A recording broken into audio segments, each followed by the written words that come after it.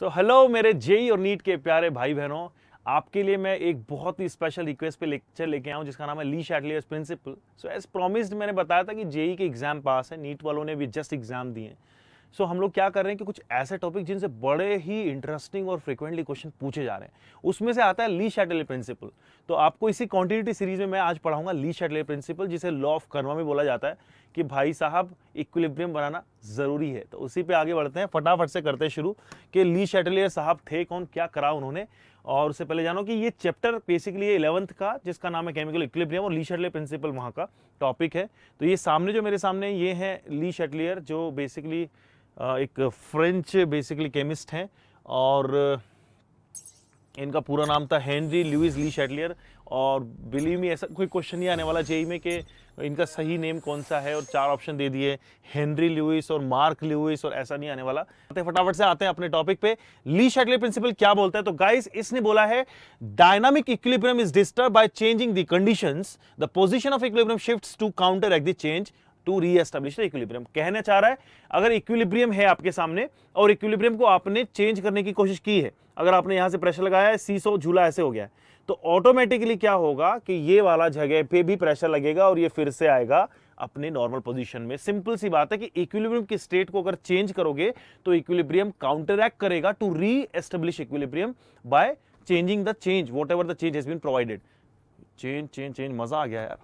चलो एक बार और सीखते हैं, इसकी एग्जैक्ट डेफिनेशन जानते हैं कि हमारे केमिस्ट्री के टर्म्स में हम लोग किस तरह की डेफिनेशन लिख सकते हैं। मान लीजिए अगर 11-12 स्टैंडर्ड के बच्चों को लिखना भी हो तो आप लोग ऐसे मेंशन करेंगे कि for a chemical reaction at equilibrium and experience is a change in pressure, temperature, concentration और प्रोडक्ट ऑफ रिएक्टेंट। अगर मान लीजिए कोई भी इस तरह के पैरामीटर में चेंज आता है, उसकी वजह से equilibrium shifts in opposite direction to offset the change. तो जो चेंज बेसिकली इसकी वजह से आया उससे ऑपोजिट डायरेक्शन में जाएगा ताकि चेंज काउंटर बैलेंस हो जाए। तो मैंने आपको पढ़ाया था पहले, एक बहुत इंपॉर्टेंट एक रामबाण बताया था। गाइस इसको रट लो, सुन लो, ये वाली बात हर जगह पहुंच जानी चाहिए हर स्टूडेंट के पास में कि इक्विलिब्रियम कांस्टेंट की वैल्यू कभी भी चेंज नहीं होती है, चाहे चेंज करा जाए प्रेशर में, वॉल्यूम में, कॉन्सेंट्रेशन में, या कैटलिस्ट का एडिशन करा जाए या इनर्ट गैस डाला जाए। ये 5 पैरामीटर चेंज कर ही नहीं पाएंगे। सिर्फ एक ही चीज है जो इक्विलिब्रियम कांस्टेंट की वैल्यू चेंज कर सकती है, वो है टेम्परेचर। मैं चिल्ला चिल्ला के बोल देता हूं टेम्परेचर, क्योंकि टेम्परेचर अगर चेंज होगा तो इक्विलिब्रियम कांस्टेंट की वैल्यू चेंज हो जाएगी। अगर आप कॉन्सेंट्रेशन बढ़ाते हैं तो उससे भी कोई फर्क नहीं पड़ने वाला। और अगर इसी का आपको एग्जांपल देखना है तो फटाफट से आते हैं, आज के टॉपिक्स को जानते हैं कि मैं कवर क्या करवाने वाला हूं। सो आज के टॉपिक में ये करने वाले हैं कवर हम लोग effect of change in concentration, correct. उसके अलावा effect of change in pressure, effect of change in volume, then हम लोग पढ़ेंगे इनर्ट गैस का एडिशन से क्या फर्क पड़ेगा, कैटलिस्ट क्या चेंज कर सकता है, और इफेक्ट ऑफ टेम्परेचर। तो ये 5 जो आपके टॉपिक्स हैं या 6 जो टॉपिक्स हैं, इनको हम लोग धीरे धीरे लेक्चर वाइज कवर करेंगे। मैंने इसके लिए 4 छोटे छोटे सिंपल से लेक्चर बनाए, उन्हीं के साथ में ऐड करें कुछ जेई के प्रीवियस क्वेश्चन, ताकि आप लोगों को कॉन्सेप्ट ही ना सीखने को मिले, आपको उसका एप्लीकेशन भी मिल जाए, आप क्वेश्चन भी सोल्व करना सीख जाए, ताकि आप लोग एक कॉन्फिडेंट वाली स्टेट में आ जाएं। आते हैं पहले आज के इस टॉपिक पे जिसका नाम है इफेक्ट ऑफ कंसंट्रेशन। तो कंसंट्रेशन का मीनिंग ये होता है, देखो बहुत सिंपल सी बात है, मैं आपको एक एग्जांपल के थ्रू समझा देता हूं। जैसे मान लीजिए ये एक रिएक्शन है आपके सामने कि रिएक्शन में reactant is in equilibrium with product. तो आप बोलेंगे कि केपी क्या होगा बेटा, केसी या केपी जो भी होगा वो क्या बन जाएगा, concentration of product, active mass of product upon active mass of reactant. बोलो होगा कि नहीं। तो अगर मान लीजिए इस केस में अगर आपने ऐसा कर दिया, इस केस में आपने बोला कि रिएक्टेंट आपने 2 टाइम्स कर दिया, कितना कर दिया, 2 टाइम्स। तो सिंपल सी चीज ये है कि अगर इसको आपने 2 टाइम कर दिया तो इक्विलिब्रियम गड़बड़ा जाएगा। भाई ये यहां पे इक्विलिब्रियम मान लीजिए ऐसे बना हुआ, एक बॉल ऐसे था इक्विलिब्रियम में, आपने इस तरफ खींच दिया है तो एक टेम्परेरी स्टेट के लिए यहां आ जाएगा। तो इक्विलिब्रियम ये बोलता है, ली शैटलियर भाई साहब का कहना ये है कि अगर ये बॉल यहां पे है तो ये ओवरऑल चेंज कुछ ऐसा आएगा जिसकी वजह से ये बॉल फिर से कहां पहुंच जाएगी, यहीं पे पहुंच जाएगी। यानी ये t इक्वल्स टू 0 था, ये t इक्वल्स टू t पे है, तो ये t equals to finally equilibrium reestablish हो जाएगा ऐसे करके। तो यहां पे भी यही कहना चाह रहा हूं कि अगर ये 2 टाइम कर दिया तो प्रोडक्ट खुद ब खुद भी कितने हो जाएंगे, 2 टाइम। तो भैया ये भी 2p और ये भी 2r, तो क्या फाइनली मैं फिर से पहुंच गया p अपॉन r। ये ओरिजिनल था, ये फाइनल था। बोलो सेम है कि नहीं। बस यही है कि अगर आपने रिएक्टेंट बढ़ा दिए तो रिएक्टेंट को कंज्यूम करने के लिए, रिएक्टेंट अगर एक्स्ट्रा है तो रिएक्टेंट को कंज्यूम करने के लिए प्रोडक्ट की तरफ जाएगी रिएक्शन, तो यानी फॉरवर्ड जाएगी। सिमिलरली अगर मान लीजिए प्रोडक्ट बढ़ा दिए तो प्रोडक्ट को काउंटरैक्ट करने के लिए रिएक्टेंट की तरफ आएगी। अगर मान लीजिए प्रोडक्ट घटा दिया तो प्रोडक्ट की तरफ चली जाएगी ताकि जो एक्स्ट्रा रिएक्टेंट है या फिर जो कम प्रोडक्ट था वो और बढ़ जाए, और अगर आपने रिएक्टेंट घटा दिए तो रिएक्टेंट की तरफ चली जाएगी। बोलो कितना ईजी है ये भाई, सिंपल सी बात है यार। उसने इतनी अच्छी बात बोली है ली शैटलियर भाई साहब ने कि कोई भी चेंज को काउंटरैक्ट करो ताकि फिर से इक्विलिब्रियम आ सके। अब आपने कभी ऑब्जर्व किया होगा, गलती से गर्म तवे पे हाथ लग जाता है तो आप उसको टाइटली पकड़ लेते हो कि हाथ हटा लेते हो? ऑटोमेटिकली हाथ हट जाता है। क्यों?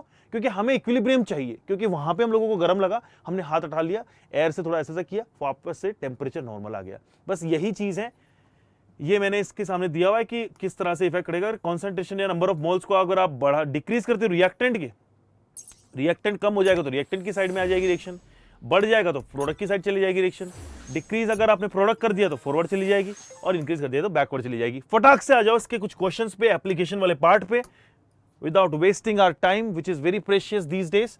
सो ये क्वेश्चन है कि इस रिएक्शन को रिप्रेजेंट किया गया इस तरह से, और बोला गया कि बताइए किस पर्टिकुलर रिएजेंट के एडिशन से ये रिएक्शन फेवर करेगी रिवर्स रिएक्शन। तो रिवर्स मतलब ऑपोजिट चली जाएगी, ठीक है। तो रिएक्शन क्या दी हुई, देखो ये दी हुई है, क्लोरीन और वाटर रिएक्ट कर रहे हैं, प्रोड्यूस कर रहे हैं क्लोराइड आयन, और ये जो है अपना क्लोरेट आयन से हाइपोक्लोराइड क्लोरस एसिड बनता है HClO, तो ये बन जाएगा एक्चुअली क्लोरस आयन्स बोल लीजिए एक तरीके से।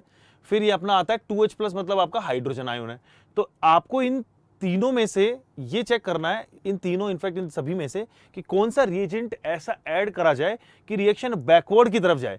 तो भैया एक चीज बताओ, ऐड करवा रहा है तो बैकवर्ड अगर भेजना होगा तो मैंने क्या बताया था कि प्रोडक्ट की कॉन्सेंट्रेशन बढ़ाओ। अगर प्रोडक्ट की कॉन्सेंट्रेशन बढ़ेगी तो रिएक्शन कहाँ जाएगी, बैकवर्ड में। इसका मतलब ऑप्शन में से ये दोनों तो हट जाएंगे। तो आप फटाफट से देखो कि कौन सा ऑप्शन दिया हुआ है। कैल्शियम हाइड्रोक्साइड तो दिया हुआ ही नहीं है इसमें, फालतू की बात है। अगर मान लीजिए कैल्शियम हाइड्रोक्साइड दिया भी है तो इसका मतलब ये हो गया कि OH- आयन्स होंगे और Ca2+ आयन होंगे। क्या इस तरह के कोई भी आयन है? नहीं है, हटाओ। क्लोरीन, क्लोरीन भैया अगर ऐड कर दोगे, अगर ये क्लोरीन ऐड हो जाएगी तो क्लोरीन के एडिशन से रिएक्शन किस तरफ जा रही है, रिएक्शन अगर ये ऐड होगा तो फॉरवर्ड जाएगी, इसका मतलब ये गलत हो जाएगा। नाइट्रोजन, नाइट्रोजन से कोई फर्क ही नहीं पड़ेगा। क्यों? क्योंकि नाइट्रोजन क्या है, इनर्ट गैस है। नाइट्रोजन क्या है, एक तरीके से इनर्ट गैस है। हाउएवर एक मजेदार क्वेश्चन बन सकता है इसको लेके, लेकिन अभी के लिए इस ऑप्शन को स्किप मार दो, ये नहीं होगा। हाइड्रोजन क्लोराइड, अब हाइड्रोजन क्लोराइड इसमें दिया हुआ ही नहीं है, लेकिन ऐसा सोच के क्वेश्चन गलत मत कर देना। हाइड्रोजन क्लोराइड का मतलब हो गया H+ और Cl-। ये देखो ये H+ दिया हुआ, ये Cl-। और आप बताओ अगर प्रोडक्ट को मैं बढ़ाऊंगा तो रिएक्शन किधर पहुंचेगी, बैकवर्ड में। इसका मतलब परफेक्ट आंसर कौन सा हो गया, ऑप्शन डी। तुरंत पिक कर लो, आगे बढ़ जाओ। गलत होगा तो फिर से चेक कर लेंगे। और ये दिखा रहा है वाओ, वाओ की बात नहीं थी, कॉन्सेप्ट सीख लिए तो आसानी से क्वेश्चन आपसे होगा ही। फिर आते हैं 2017 जेईई मेन का क्वेश्चन। मेरे सारे लेक्चर इसी तरह से मिलेंगे। आई एक्सप्लेन द कॉन्सेप्ट, फिर मैं करवाता हूं कुछ अपनी तरफ से प्रैक्टिस, उसके बाद कराता हूं प्रीवियस ईयर के क्वेश्चन जिसके लिए आप एक्चुअल में फाइट कर रहे हो। तो 2017 का क्वेश्चन पूछा गया था कि बताओ भाई साहब इस पूरी इक्वेशन के अंदर ऐसा कौन सा मटेरियल है जिसको डालने से, पढ़ देते हैं पहले, the following reaction occurs in the blast furnace where iron ore is reduce to iron metal, मतलब Fe2O3 जो है रिड्यूस हो गया आयरन मेटल बना रहा है, लिक्विड आयरन बन रहा है, मोल्टन। तो using the Le Chatelier principle predict which one of them will not disturb the equilibrium. कौन सा डिस्टर्ब नहीं करेगा? तो भाई साहब डिस्टर्ब नहीं तो वही करेंगे जो मैंने आपको समझाई भी थी एक बार ये बात। वो सारे सब्सटेंसेस जो प्योर सॉलिड या प्योर लिक्विड स्टेट में होंगे वो कभी डिस्टर्ब नहीं कर पाएंगे, क्योंकि उनका जो बेसिकली एग्जिस्टेंस है या उनका जो बेसिकली कॉन्सेंट्रेशन कह सकते हैं, it is beyond from the solution. मतलब एग्जिस्टिंग सोल्यूशन कुछ और है और उनका जो पर्टिकुलर कॉन्सेंट्रेशन वो डिफरेंट रहता है, क्योंकि वो basically number of moles per unit volume very नहीं करता है। और इसी वजह से हम लोग उनको हमेशा यूनिटी कंसिडर करके चलते हैं। इस वाले के अंदर भी बात करें, ये लिक्विड दिया हुआ है, इससे इसकी वजह से भी कुछ फर्क नहीं पड़ेगा। ये सॉलिड दिया हुआ, इसकी वजह से कोई फर्क नहीं पड़ेगा, लेकिन सिर्फ फर्क पड़ेगा CO और CO2 की वजह से। तो एडिशन ऑफ CO2 गलत है, रिमूवल ऑफ CO2 गलत है, एडिशन ऑफ Fe2 सही है, गलत है। बोलो कौन सा सही आंसर आएगा? Fe2O3 ऐड कर दो। बोलो जेईई 2017 का क्वेश्चन तो इतने आसानी से अगर हमसे हो जाए तो भैया क्या ही बात। या सो गाइज ऐसे ही कुछ मजेदार चीजों के लिए बने रहो इस पर्टिकुलर लेक्चर की सीरीज में। नेक्स्ट लेक्चर में मैं कराने वाला हूं आपको effect of pressure and volume. So stay tuned for that. And कोई भी आपके डाउट्स हो, किसी भी तरह के आपके क्वेश्चंस हो, कोई क्वेरीज हो, आप मुझे पुट कर सकते हैं। डिस्क्रिप्शन में जो लिंक दिया हुआ है वहां पे डाल सकते हैं, डिस्क्रिप्शन में डाल सकते हो। डिस्क्रिप्शन में आपको लिंक भी दिया हुआ है mbibe.com पर, जहां पे हम लोगों के तैयार किए हुए लर्न प्रैक्टिस टेस्ट के फॉर्मेट दिए हुए हैं, जहां पे आप कोई भी लेक्चर सीख सकते हैं, टेस्टिंग कर सकते हैं और प्रैक्टिस कर सकते हो आने वाले सेशंस के लिए। और इनकेस अगर मान लीजिए आपको हमारे साथ में अटैच रहना है, अटेंड रहना है, इस तरह की चीज़ों के लिए अलाइन रहना है कि नेक्स्ट लेक्चर कब आएगा, तो टेलीग्राम चैनल का भी लिंक दिया हुआ है, उसको ज्वाइन कर लीजिए। और all the best for your future. मैं आप लोगों के साथ हूँ। Stay tuned and keep imbibing. Keep imbibing. We believe in you.